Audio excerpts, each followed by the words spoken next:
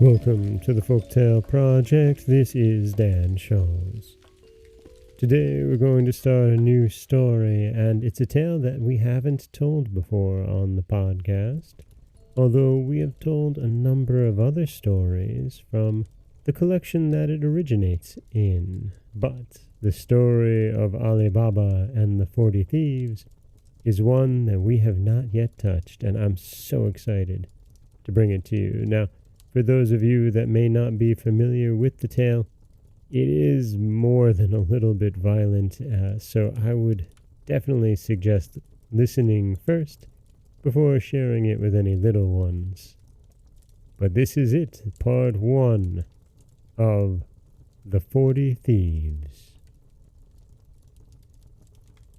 In a town in Persia there dwelt two brothers, one named Kasim, the other Ali Baba. Kasim was married to a rich wife and lived in plenty, while Ali Baba had to maintain his wife and children by cutting wood in a neighboring forest and selling it in the town. One day, when Ali Baba was in the forest, he saw a troop of men on horseback coming towards him in a cloud of dust. He was afraid they were robbers and climbed into a tree for safety. When they came up to him and dismounted, he counted 40 of them. They unbridled their horses and tied them to trees. The finest man among them, whom Ali Baba took to be their captain, went a little way among some bushes and said, "Open, sesame!" so plainly that Ali Baba heard him. A door opened in the rocks, and having made the troop go in, he followed them, and the door shut again of itself. They stayed inside for some time, and Ali Baba, fearing they might come out and catch him, was forced to sit patiently in the tree. At last the door opened again, and the 40 thieves came out. As the captain went in last, he came out first, and made them all pass by him. He then closed the door, saying, "Shut, sesame!" Every man bridled his horse and mounted. The captain put himself at their head, and they returned as they came. Then Ali Baba climbed down and went to the door concealed among the bushes, and said, "Open, sesame!" and it flew open. Ali Baba, who expected a dull, dismal place, was greatly surprised to find it large and well lighted, and hollowed by the hand of man in the form of a vault, which received the light from an opening in the ceiling.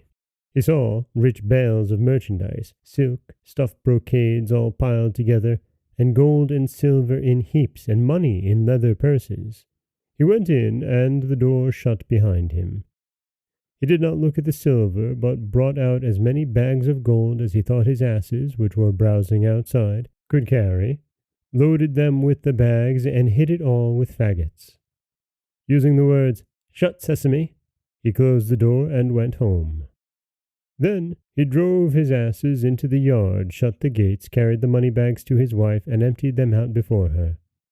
He bade her keep the secret, and he would go and bury the gold. "Let me first measure it," said his wife. "I will go borrow a measure of someone while you dig the hole." So she ran to the wife of Kasim and borrowed a measure. Knowing Ali Baba's poverty, the sister was curious to find out what sort of grain his wife wished to measure, and artfully put some suet at the bottom of the measure. Ali Baba's wife went home and set the measure on the heap of gold, and filled it and emptied it often, to her great content. She then carried it back to her sister, without noticing that a piece of gold was sticking to it, which Kasim's wife perceived directly as her back was turned. She grew very curious, and said to Kasim when he came home, "Kasim, your brother is richer than you. He does not count his money, he measures it." He begged her to explain this riddle, which she did by showing him the piece of money and telling him where she found it.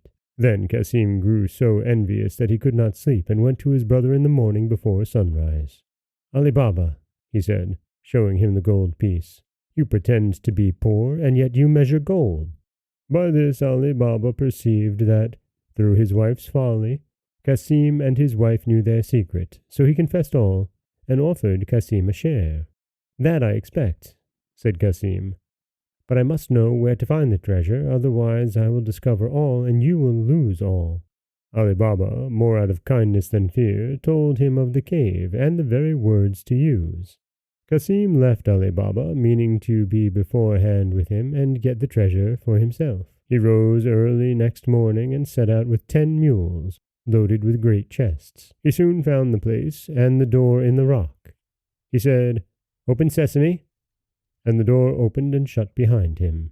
He could have feasted his eyes all day on the treasures, but he now hastened to gather together as much of it as possible. But when he was ready to go, he could not remember what to say for thinking of his great riches. Instead of sesame, he said, "Open, barley," and the door remained fast. He named several different sorts of grain, all but the right one, and the door still stuck fast. He was so frightened at the danger he was in that he had as much forgotten the word as if he had never heard it. And that is where we will leave part 1 of the 40 Thieves, with Cassim stuck in the vault. And we know that the captain and the thieves are returning, probably very shortly.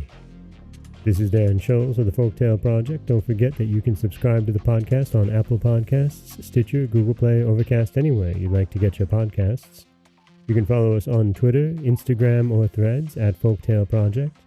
And you can always head over to folktaleproject.com, where you'll find a new story waiting for you every Monday, Wednesday, and Friday.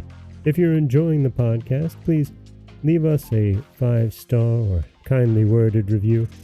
All of the reviews help new people find the show, and I read every one of them, and I love them all, and I appreciate you so much.